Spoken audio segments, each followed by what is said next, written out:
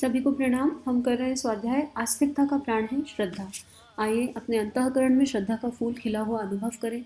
भावना करें कि हमारे गुरु के प्रति, हमारे इष्ट के प्रति, हमारे प्रभु के प्रति अडिग श्रद्धा एकदम विकसित हो चुकी है और अब चाहे कुछ हो जाए ये श्रद्धा इधर से उधर नहीं होगी।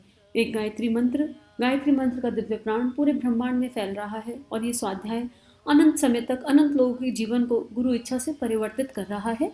ऐसी दिव्यदेव भावना। ओम भूर्भुवः स्वः तत्सवितुर्वरेण्यं भर्गो देवस्य धीमहि धियो यो नः प्रचोदयात्। पिछले स्वाध्याय में गुरुदेव ने क्या बताया? गुरुदेव कह रहे थे पिछले स्वाध्याय में कि हमने अपने गुरु से पूछा कि ऐसा क्या था हमें, क्यों आपने हमें चुन लिया, हमने तो कुछ किया नहीं और 14 वर्ष की उम्र क्या होती है? तो दादा गुरुदेव ने जवाब दिया, श्रद्धा। दादा गुरुदेव ने कहा कि वो सारी दिव्य देव शक्तियाँ इस पृथ्वी पर हर मनुष्य के भीतर ढूंढ रही हैं। तो क्या ढूंढ रही है? श्रद्धा को ढूंढ रही है, और जिसमें श्रद्धा है उसे भगवान अपना बना कर रहेगा। आगे गुरुदेव लिख रहे हैं, हमारे गुरुदेव ने कहा कि ढूंढते ढूंढते हमने ऐसे इंसान की तलाश की जिसके अंदर श्रद्धा जीवंत थी। उन्होंने बतलाया कि जहाँ श्रद्धा जीवंत है उसके लिए सारी मंजिल खुली हुई है। अगर किसी व्यक्ति की श्रद्धा खत्म हो गई तो उस आदमी में कोई जान नहीं, उसके आध्यात्मिक विकास का फिर कोई रास्ता ही नहीं। हमने आपके अंदर देख लिया कि आपके अंदर श्रद्धा का बीज विद्यमान है और अगर उसे ठीक ढंग से उगाया जा सके तो बहुत बड़ा काम हो जाएगा। हमने आपकी श्रद्धा को देख लिया था, इसलिए आपको साधना सिखा दी। तो अगर हमारे तक ये स्वाध्याय आ रहा है तो गुरुदेव ने हमें कुछ देखा या नहीं देखा, ये मान लो कि श्रद्धा देख ली, और क्योंकि जो हम सोचते हैं वही सत्य हो जाता है, तो बस मान लो कि उन्होंने हमारे अंदर श्रद्धा देख ली और हम में वो श्रद्धा है, हमें दिखाई पड़ रही हो या नहीं दिखाई पड़ रही हो, इतना तो मान सकते हैं। अब तो ये गुरु कह रहा है और गुरु वाक्य ब्रह्म वाक्य है, तो हम इसको मान के चल लेते हैं और उनसे रो रो के यही प्रार्थना करते हैं कि अगर नहीं है ना तो श्रद्धा जगा दो, आप कुछ भी करके हमें अपना बना दो, क्योंकि इसके अलावा कहीं कोई रास्ता नहीं है। गुरु है तो गति है और गुरु नहीं है तो गति भी नहीं है।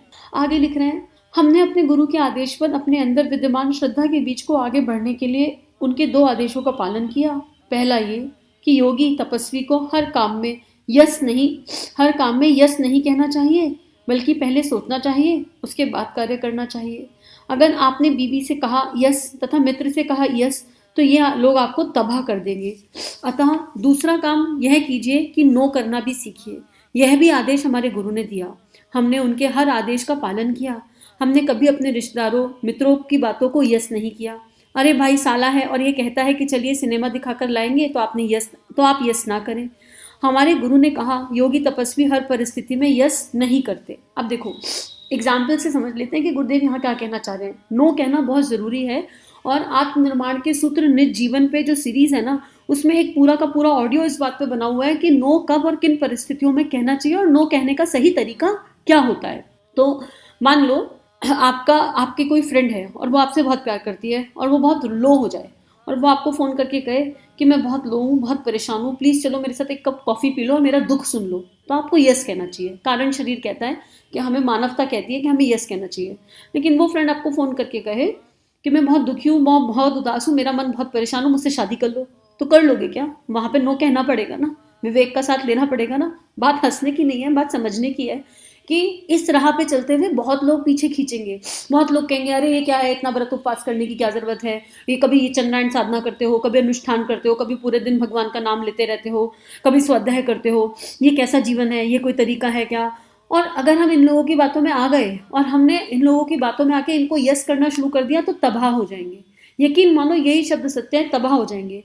वहां पर फर्मली प्यार से नो बोलना है, लेकिन उस नो की फ्रिक्वेंसी और वाइब्रेशन में ये नहीं होना चाहिए कि हम महान और तुम शुद्र।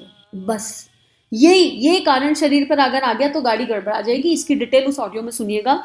वो नो की वाइब्रेशन में होना चाहिए श्रद्धा अपने गुरु के प्रति, विश्वास अपने गुरु के प्रति, करुणा संवेदना उन लोगों के प्रति जो कह रहे हैं आके कि ऐसा कर लो, कि उनको समझ नहीं आई ना अभी, हम पर कृपा हो गई कि हमको ये बात समझ में आ रही है कि हमें किस राह चलना है, तो हमारे को प्रार्थना करनी चाहिए उन लोगों के लिए कि हे प्रभु उन पर भी कृपा कीजिए, उनके ऊपर जो आपने कृपा हम पर करी, जिस नज़र से हमें देख लिया उस नज़र से उन सबको देख लीजिए कि वो भी ये बात समझ जाए। तो ये वाइब्रेशन समझने की आवश्यकता है। तो गुरुदेव ने एक चीज़ क्या बताई, बहुत इंपॉर्टेंट, नो कहना, कि नो कहाँ कहाँ कहना चाहिए और किस वाइब्रेशन से कहना चाहिए वो भी समझना है। आगे गुरुदेव लिख रहे हैं, जो तपस्वी होते हैं वे तप करने के लिए धूप में, गर्मी में, अग्नि में खड़े हो जाते हैं, अपने को तपाते हैं, यह तितिक्षा होती है।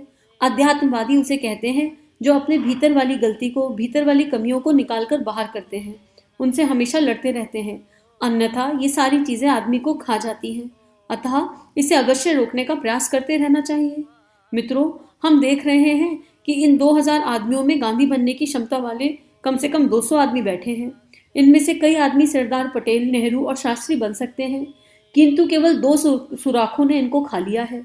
इनमें बहुत से आदमी ऐसे दिखाई पड़ते हैं जिन्हें हम यदि मोर्चे पर खड़ा कर दें तो वह इन्हें ना जाने कहां से कहां ले जा सकते हैं। आप में से हमें ऐसे कई व्यक्ति दिखलाई पड़ रहे हैं जिन्हें गुरु गोविंद सिंह होना चाहिए था, परंतु वो नहीं हो सके, इसलिए कि 2 सुराख जिम्मेदारी है। एक है भीतर वाली कमजोरियां जिसे हम हमेशा बतलाते हैं, वह है हमारी इंद्रियां जिसने हमें कभी नो कहना जिसके कारण हमने कभी नो कहना सीखा ही नहीं।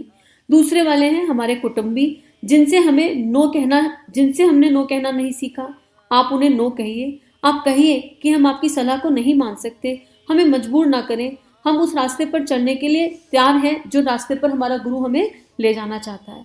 अब गुरुदेव ये किन 2000 आदमियों की बात कर रहे हैं, किन किन करोड़ों की बात कर रहे हैं जिन तक ये स्वाध्याय आ रहा है। उस समय गुरुदेव ने प्रवचन दिया, वहां सामने 2000 आदमी बैठे थे, और आज गुरुदेव की लीला ऐसी है कि सूक्ष्म शरीर से ये प्रवचन करोड़ों तक जाएगा। तो इन करोड़ों में गुरुदेव देख रहे हैं कि हम लोगों में कौन छुपा हुआ है। हम में गांधी है, हम में गोविंद सिंह है, हम में नेहरू है, हम में विवेकानंद है, हम में सरदार पटेल है, हम में भगत सिंह है, हम में मीरा है, हम में कौन कौन नहीं छुपा हुआ, हम में तुलसीदास जी हैं, हम में सब छुपा हुआ है। और गुरुदेव अपनी नजरों से हमें देख पा रहे हैं, और देख पा रहे हैं इसलिए ये बात बता रहे हैं कि तुम में कुछ ना कुछ छुपा हुआ है, मैं देख सकता हूँ। लेकिन कौन सी ऐसी चीज है जिसके कारण हम अपनी उस प्रतिभा का, उस पराकाष्ठा तक जागरण नहीं कर पा रहे। एक तो संयम का ना होना, अपनी इंद्रियों का गुलाम हो जाना। आज ये खा लो, कल वो खा लो, आज ये सुन लो, कल वो सुन लो, आज ये देख लो, कल वो देख लो। ये इंद्रियां नचा के ले जा रही है और हम नाचते जा रहे हैं, हम तपस्या रति नहीं हो रहे। और तपस्या श्रद्धा की शक्ति से होती है, तटस्थता श्रद्धा की शक्ति से आती है। अंदर वो पीड़ा, वो संवेदना जाग जाए कि मेरे गुरु ने मेरे लिए क्या क्या किया है, उसके बाद ना सारे तप अपने आप हो जाएंगे कि मुझे तो मात्र इतना करना है। मेरा गुरु 24 साल करके गया, क्या मैं 24 दिन साधना नहीं कर सकती? मेरे गुरु ने 6 घंटे की साधना करी, क्या हम 3 घंटे अपने लिए नहीं निकाल सकते?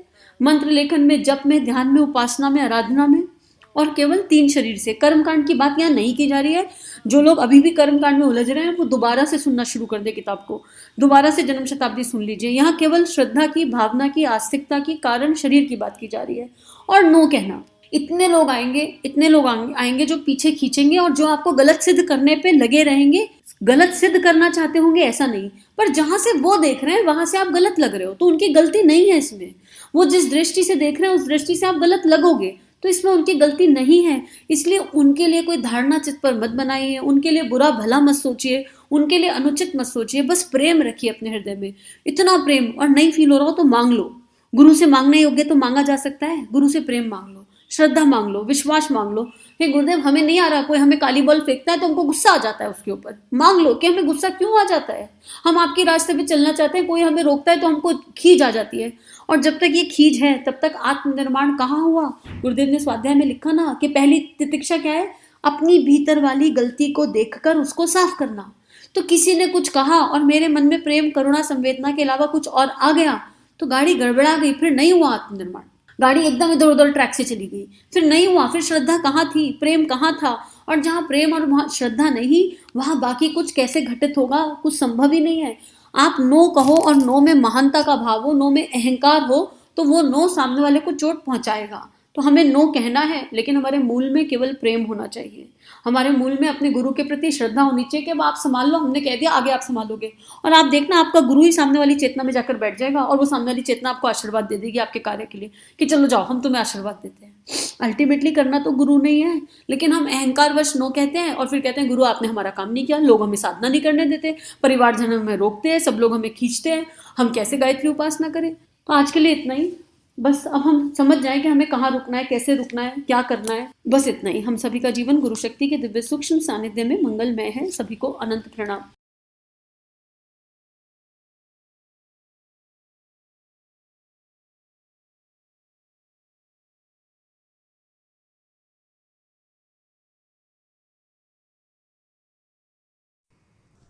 हमारे YouTube चैनल को सब्सक्राइब कीजिए और बेल आइकन पर क्लिक कीजिए ताकि आने वाली सभी वीडियो की नोटिफिकेशन आपको मिलती रहे। आप सभी को बहुत बहुत थैंक यू।